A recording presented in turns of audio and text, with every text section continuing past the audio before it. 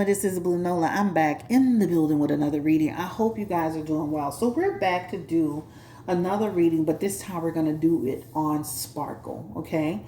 She's been dragged into this entire situation because the young woman who's actually testifying against R. Kelly is the one that was on the video with him, right? And she's Sparkle's niece, okay? She made some claims, some very shocking claims on the stand that Sparkle was instrumental in that connection.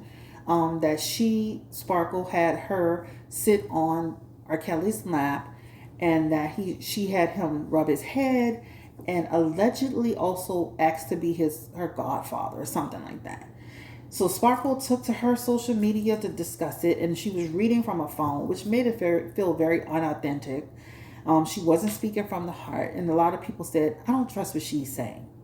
So I want to do a reading on this to see what's the energy, who's telling the truth in this situation when it comes to Sparkle. Now, the niece's name is Rashonda Landfair.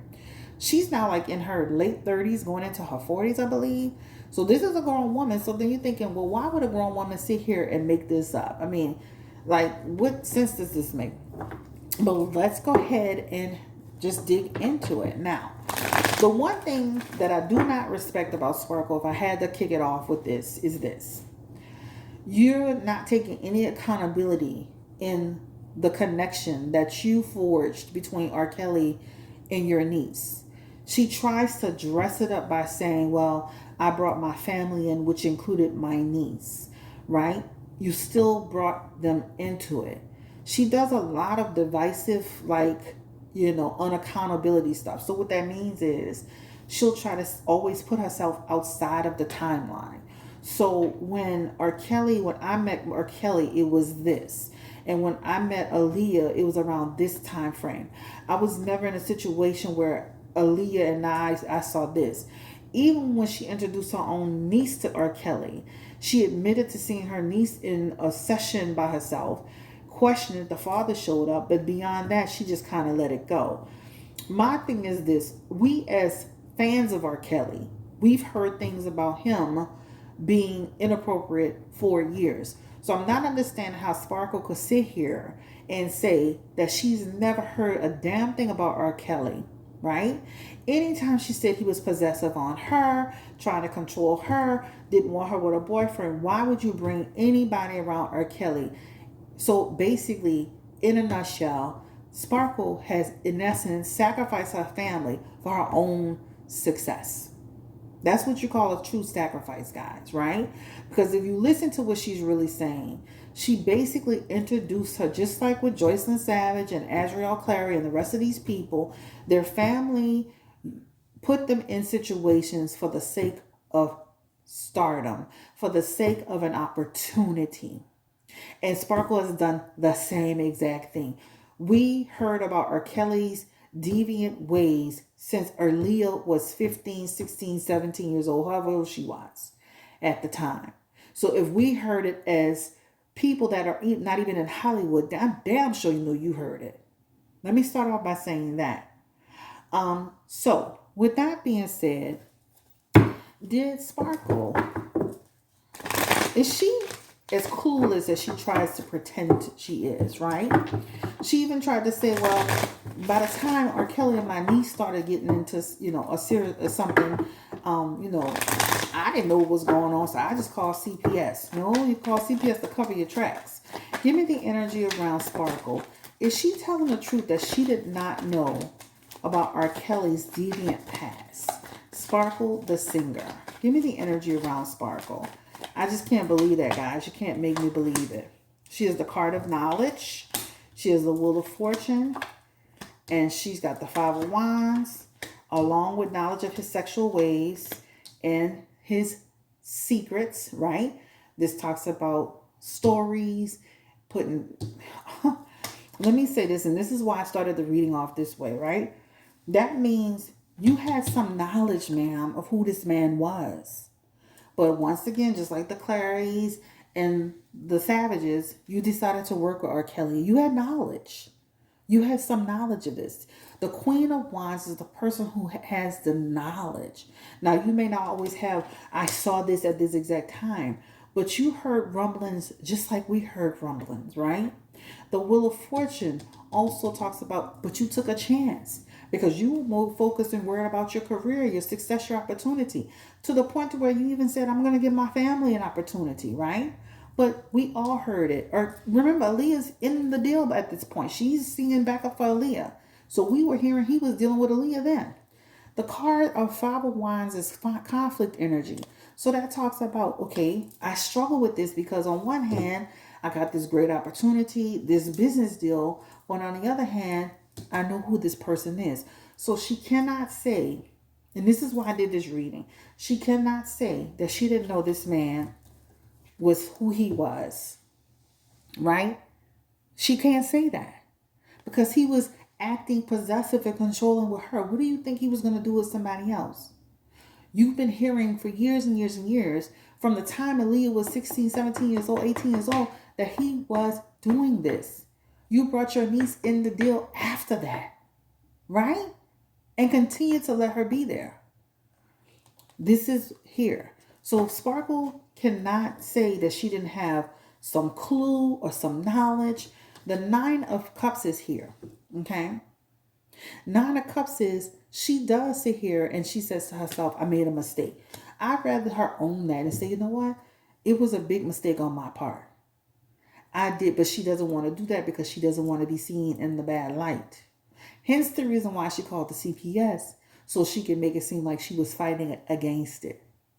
But she was very much so aware of the story. But she was more focused on her fame, her fortune, getting her opportunity versus protecting her niece, her family. Right? Right? This is a money, conflict, competition card. Right? So you heard it just like we heard it, Sparkle. I can't respect it. And then when I'm listening to her interview, this particular interview, it's the touch in the face, it's the snorting, it was the heavy swallows, the heavy breathing. You can't even get through a whole story because what I'm not saying that she's completely responsible, but she had knowledge, which makes, and by her introducing this child and her family to this man, you're complicit. You can dance around it. You can put makeup on lipstick on a pig. You are also complicit. Now let's ask the question why her niece is doing this, right? And this reading won't be long and we can kind of elaborate. Why is her niece doing this to Sparkle? Why is her niece saying that she's doing these things? And let me say this, children interpret things a certain way, right? So if you say, go hug them. Give them a kiss. You know how your aunties and them be getting a boyfriend. Go hug Uncle so-and-so. Give him a hug. Children interpret that one way. So I could easily see how she said, well, shit, she encouraged me to give him a hug. She encouraged me to sit on his lap. She encouraged me to touch him in some way. I can see how that could easily be interpreted by a child, y'all. Right? Just imagine you have the auntie and she has a boyfriend and he come in, oh, go hug so-and-so, y'all. Go give him a hug. Oh, Uncle so-and-so. You're like, he ain't my uncle. I don't want to give him no hug. You know what I'm saying? See how easy that could be interpreted? Period. Give me the energy around the niece. Why is she saying this? Is she telling the truth on Sparkle? Give me the energy. My cards are all reverse, child. Is the niece telling the truth about Sparkle? Give me the energy. She's speaking the truth from where she sees it. How about that? And that's why I'm saying you have to be careful with what your instructions to a child. Remember what I just said? How sometimes family members encourage you to go hug somebody. Go see somebody. Go call, oh, that's your uncle. That's such and such. Now, I will say that there's a little bit of embellishing here. But that Four of Wands, you see that child being introduced to a person and made to shake the person's hand? or the person's not made to shake the person's hand, but the person made the introduction to the person, that's here. But that Two of Wands is talking about also too. So I don't feel like Sparkle made her touch his head. Sparkle may have introduced him. Could have kind of said, "Oh, he like you damn near, he damn near like your godfather." She took that and misconstrued it. But there's something of having the child meet up with him. You see that in both cards. You see what the child is meeting a man, the child is meeting a man, the child is being introduced to the man. So there is something about that, right? The child was there to provide background for money purposes, and then he took advantage of the situation, right? Now, why is the niece doing this? To me, this is also in an effort, and this is very divisive because when you see the Seven of Cups, this is a divisive energy, diversion. The niece shows up doing this to throw the blame on Sparkle to take it away from her parents, right? Because her parents are also a part of this energy. So if I say that Sparkle did it, if something happens where they now try to come after the parents, they won't be coming after my parents. They'll be coming after Sparkle. So it does feel a little divisive, but I'm going to say this. If they come after Sparkle, they need to come after mom and dad too, right? Because they continue to allow that relationship to be formed. Eight of Pentacles is here, okay? And Eight of Pentacles is, again, somebody doing something shifting. So I believe Sparkle is guilty of the initial in their what do you want to call it, connection. I believe she is guilty of not being diligent being diligent enough about making sure that he didn't meet her family, her niece. I think she's complicit in that, right? You introduce your family to someone who is a known predator, period, right? You continue to forge that relationship, and even after she said something about she went to a picnic and he was still there.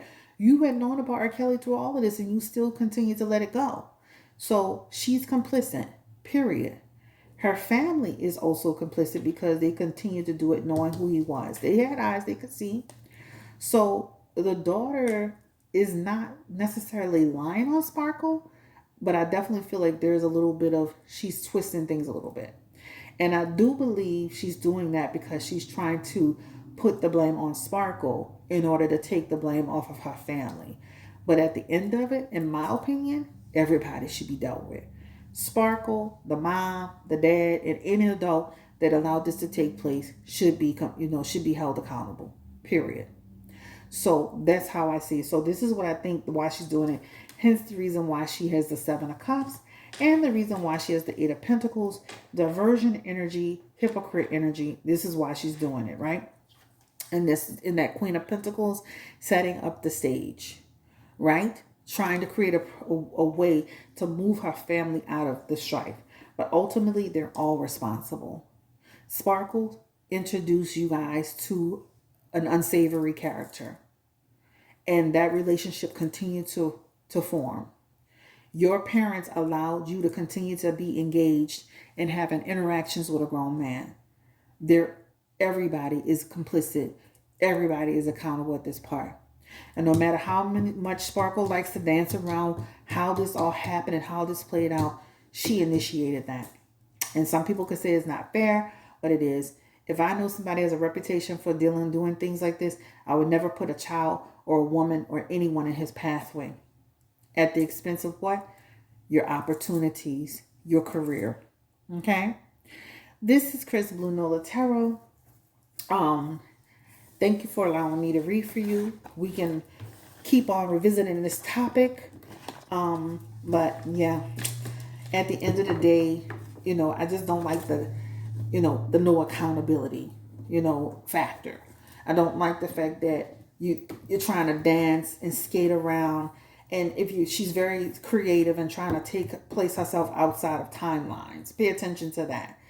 I wish y'all could bombard the body language guy to actually look at her clips where she was speaking on the topic.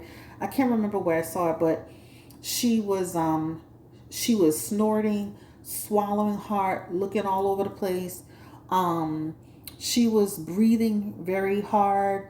There was a lot that she was doing in that thing. And I'm like, girl, like, I'm not saying that you had full knowledge, but you definitely wasn't blind to what was going on. And you definitely are complicit. Okay? You're definitely omitting, and you're complicit, and you're not telling the whole truth. Okay?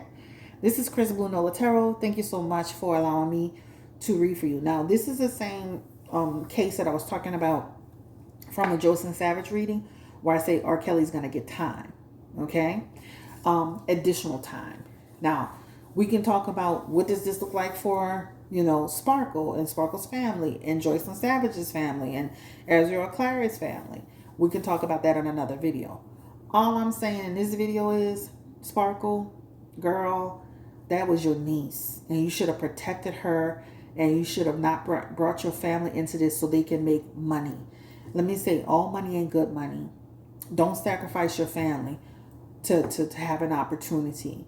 We had heard about R. Kelly and Aaliyah way before you even came in the deal. So how you didn't know nothing? You in the industry. Let's not play dumb. Let's not play Jedi mind tricks. Let's not try to, do the word dance, the word game, right? Own it. Thank you so much. Have a great day. Take care. Bye-bye.